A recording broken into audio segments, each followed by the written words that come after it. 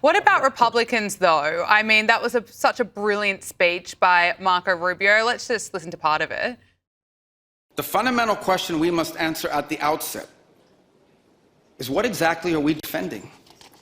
Because armies do not fight for abstractions. Armies fight for a people. Armies fight for a nation. Armies fight for a way of life. And that is what we are defending. A great civilization that has every reason to be proud of its history.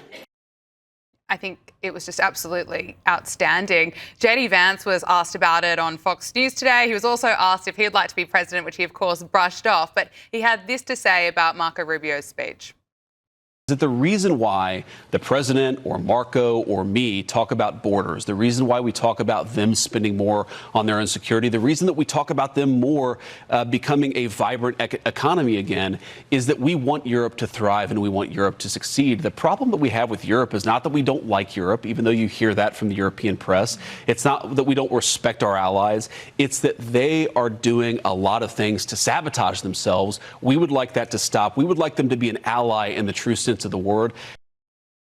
I mean, it's interesting because, of course, we'd remember last year JD Vance's speech was a bit more aggressive. You know, he was pretty direct as he was kind of lashing Europe for its problems, whereas Marco Rubio, he certainly delivered a strong message warning against the consequences of mass migration, but it was a lot warmer. What are your thoughts around that, and also looking at 2028? Yeah, no, it was a great speech. I mean, and as far as 2028 goes, God, I'm so sick of this. Guys, just be honest about what you want to do. We all know that AOC is running. We all know JD Vance is running. I'd rather they just be a little more honest about it, but so be it. But no, he's going to be one of the great, frankly, it's so funny seeing Rubio and Vance talking about this, because it will be probably Rubio and Vance up until the last moments of who we decide will lead the Republican Party. As far as Europe goes, yeah, the speech was amazing and on point. Because Europe is going through continental self-immolation. We're seeing it in real time. Yes, of course, the out-of-control mass immigration that they're allowing in Europe, creating all this societal and political dislocation in the continent, but it's more than that. You're talking about they're erasing their own self-identity. They're destroying. The free speech is almost non-existent right now in Europe, and also the massive economic failures. Over and over again. Look, you know, of the top 50 tech companies, two of the 50 are European, Gabreilla. It is unbelievable. And the way they're combating that is not saying, hey, let's have more entrepreneurship. Let's focus more on economic freedom. Let's unleash the intellectual prowess of this continent. No, what they do is they're at war with U.S. tech companies, right? That's what they're doing through regulation and legislation and these massive fines. They have fined U.S. tech companies tens of billions of dollars. Europe, this is not going to solve your problem. You have to face up that you are destroying your own continent. And this is, again, a own goal. You're doing it to yourself. You can change it. They refuse to do it. In fact, they laughed at Rubio's speech. They laughed at it. Guys, I think rather than laughing at it, you should be taking notes. Yeah, good point. Be interesting if you were up there, Ami. Very strong words, the way you put it, but I agree completely. Finally, I want to talk about these negotiations that have taken place between the US and Iran. Those talks have been held in Geneva. The reports coming out of Geneva is that that progress has been made, but there is still a lot to discuss.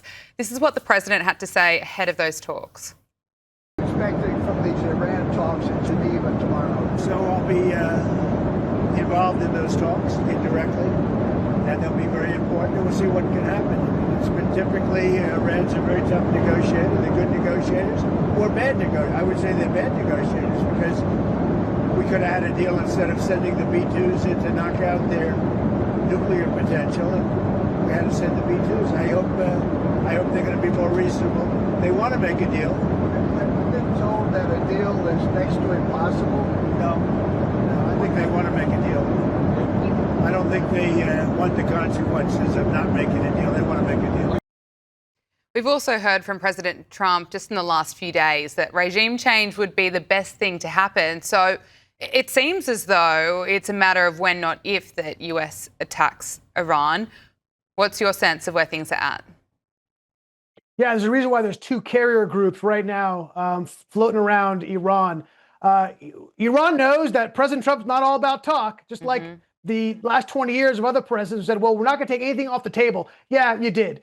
You were never considering any kind of action against Iran in terms of kinetic action. But the president decided, hey, we're going to show that to be something we can use, and they did use it. And that's why Iran is back at the table. You know, in the negotiation they're having now, look, do I think it's going to come to fruition? Probably not. But I'll tell you one thing, that they're focusing not just on their nuclear issue, right, which everybody else talked about, but focusing on things that other presidents did not, particularly Barack Obama and Joe Biden, their ballistic capability, their continuing funding of militant organizations around the world. Yeah, I've said it before a million times, it bears repeating. The Iranian regime falling will be one of the most consequential foreign policy achievements since the fall of the Soviet Union, and that's not hyperbole. That is actual fact and truth. Okay? And Obama's failure on the GCPOA, the Joint Comprehensive Plan of Action, which, by the way, you have to be smoking a joint, some California kush to have signed that, because it was an awful, absolutely awful deal, was one of the hallmarks of foreign policy failures of Barack Obama, which Donald Trump got us out of quickly. You know, one quick story. You know, I remember when I was there doing the negotiation of the JCPOA, first of all, the U.S. negotiators and the Iran negotiators were staying in a $1,200 a night hotel. That says a lot about our taxpayer dollars and even the Iranian taxpayer dollars. I stayed at the Marriott 100 yards away for $250 a night.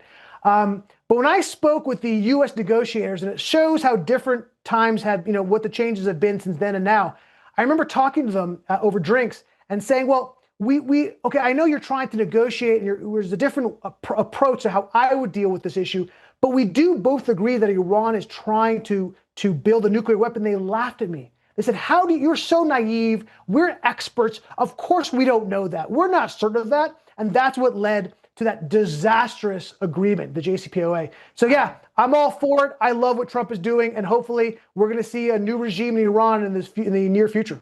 Well, we're watching it all very closely. Ami Horowitz, filmmaker, thank you so much for your time. Great to speak with you. Always a pleasure.